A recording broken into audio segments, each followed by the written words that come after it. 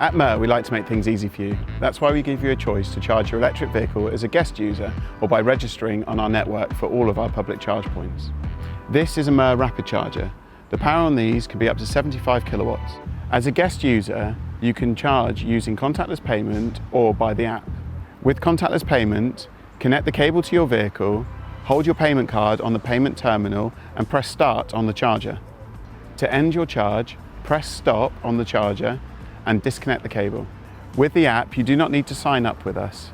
Connect the cable to your vehicle, download and open the Mer Connect UK app, click on Find a Charge Point, select the charge point and swipe to start the charge. To stop the charge, swipe stop in the app and disconnect the cable.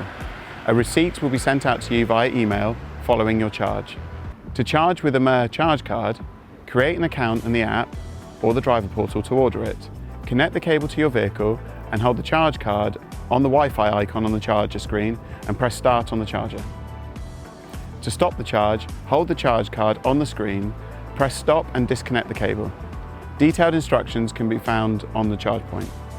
We are constantly developing roaming partnerships to provide you with the best charging experience. To find out more about our roaming partners, visit the drivers section on our website, uk.mer.ek.